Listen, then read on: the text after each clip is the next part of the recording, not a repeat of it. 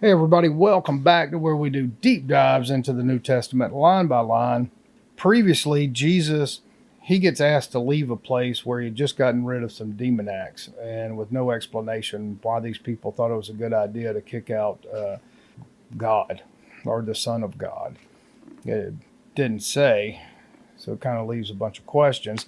And if asking questions of the Bible is offensive to you, then you're definitely in the wrong spot. If you think we should be asking questions of everything to allow the truth to bubble up for us individually, then you are at the right spot. We are in Matthew chapter 9, verses 1 through 8. And Jesus comes into his own land. But it doesn't name the land. It just said he's come into his own land. And these people bring him a paralyzed guy, and he says, you're forgiven of your sins. And then this scribe comes up to him, and this scribe, Jesus is able to read his mind, and he can sense the evil thoughts in this scribe. And then he goes on to tell the paralyzed guy to rise up and go on. The guy goes on to his house, no longer paralyzed. But it doesn't say anything else about that. So it kind of leaves you like wanting some more explanation. And why is it now, this is in my notes, why is it now that the Son of God, he's called the Son of Man?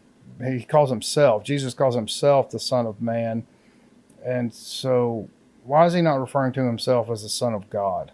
Or is this telling us to consider him as both? Doesn't give an explanation, as most of the Bible does not. So we continue on, and the people wonder and they glorify God. And they go on to say, glorify God because of the power he has given to men. But men is plural. So are they saying there are more than one person that's doing these miracles or having such power? Or are they just only referring to Jesus? And is that something that, these evil scribes leave out? Because Jesus didn't write any of this stuff down. This is written far later. And so Jesus says the Son of Man has the power upon earth. And is that just Jesus alone, or is there power within every man? I believe that we all have a very unique and special power that we can tap into. I think that that's illustrated by science using the placebo effect. You can't get a drug to market without having test trials and control groups with placebos, meaning they give them a sugar pill versus the medicine, and they're told, hey, this is going to cure you. And if your drug doesn't beat the placebo, then you can't go to market. And the placebo effect is a big deal because we know from science people cure themselves with thought alone. So is that what Jesus is saying there? It doesn't really say.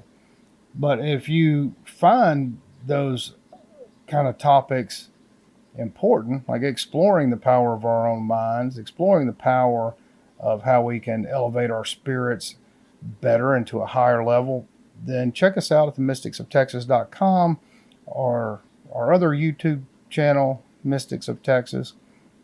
And we really do deep dives into ourselves so we can communicate better, practice the art of listening, practice the art of connecting to Mother Nature and to the infinite.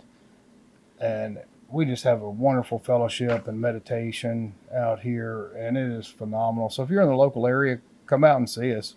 We gather every Sunday at 1:15, and it is fantastic. We have food every time, and we do all sorts of wonderful practices afterwards, from meditative Tai Chi to various forms of meditation.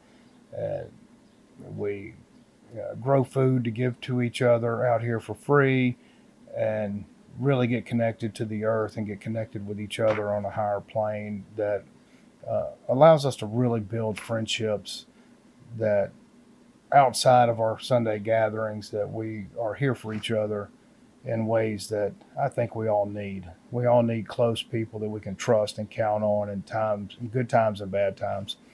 And if you find that appealing, then come out and see us. Thank you very much, and we'll see you on the next one.